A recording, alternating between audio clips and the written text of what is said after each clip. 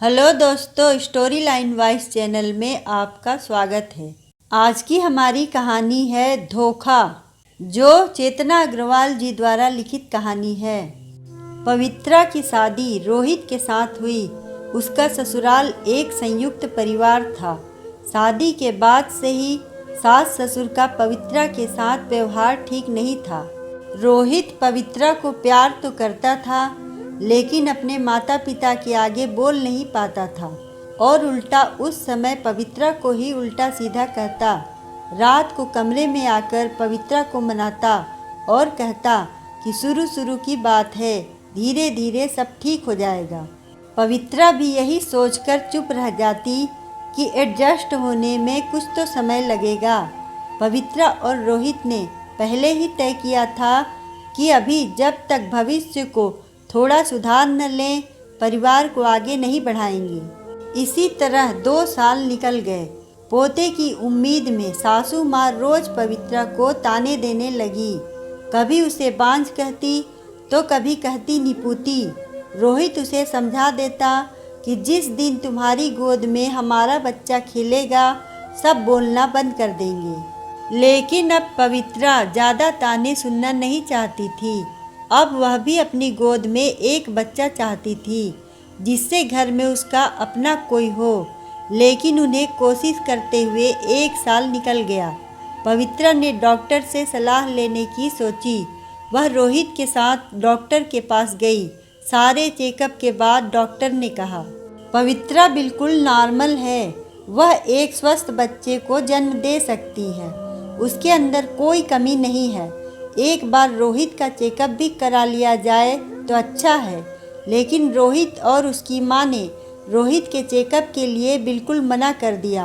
अब रोहित ने पवित्रा को बच्चा गोद लेने की सलाह दी। लेकिन रोहित क्या पता अपना बच्चा पैदा कर सकें, इसलिए एक बार चेकअप कराने में क्या बुराई है। क्या पता तुम्हारे अंदर भी कोई कमी ना हो, लेकिन पुरुषत्व का अहम या कुछ और। रोहित ने चेकअप के लिए मना कर दिया। एक दिन पवित्रा को रोहित की पुरानी मेडिकल रिपोर्ट मिल गई, जो स्टोर में एक बैग में रखी थी। पवित्रा ने रिपोर्ट देखी तो पता लगा शादी से कुछ साल पहले रोहित को टीबी की बीमारी हुई थी। हालांकि अब बीमारी ठीक हो गई थी, लेकिन रोहित पिता बनने में सक्षम नहीं था। रिपोर्ट देखकर पवित्रा को बहुत दुख हुआ। उसे गुस्सा भी बहुत आ रहा था। दिन भर पवित्रा परेशान रही। उसे समझ नहीं आ रहा था कि वह क्या करे।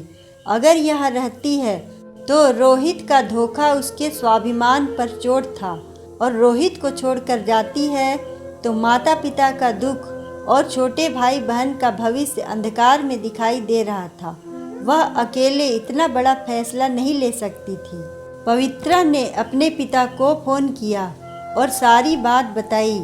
पापा, आप ही बताइए, मैं क्या करूं? बेटा, ये तेरी जिंदगी है। इसका फैसला भी तुम्हें खुद लेना चाहिए। तुम हमारे या भाई बहन के बारे में मत सोचो। मैं तुम्हारे हर फैसले में तुम्हारे साथ खड़ा हूँ, लेकिन फैसला तुम्हें खुद करना होगा। अब पवित्रा की मुश्किल आसान हो गई थी। उसने सोच लिया कि उसे क्या फैसला लेना है। शाम को जब रोहित ऑफिस से आया तो पवित्रा ने उसके सामने उसकी रिपोर्ट रख दी। इतना बड़ा धोखा क्यों दिया तुमने मुझे? अब रोहित के पास कोई जवाब नहीं था। बोला, अपनी रिपोर्ट के बारे में मैं पहले से जानता था, इसलिए मैं शादी भी नहीं करना चाहता था। लेकिन माँ नहीं मानी। लेकिन मैं तुम्हें सच नहीं बता सका। मुझे लगता था कि तुम मुझे छोड़कर चली जाओगी।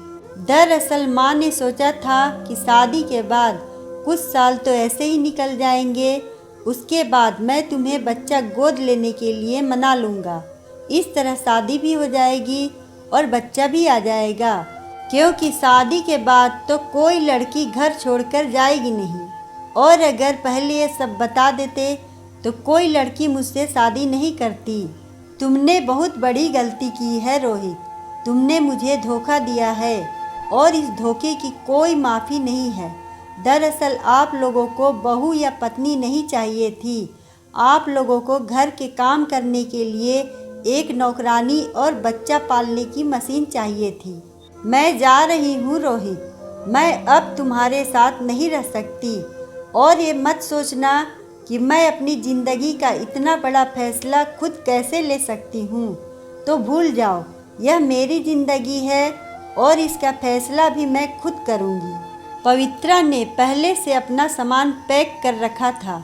उसने अपना सामान लिया और अपने पिता के घर चल दी, एक नए जीवन की शुरुआत करने। अब ना तो सासू माँ के ताने उसे विचलित कर रहे थे, ना ही रोहित का बेबस चेहरा।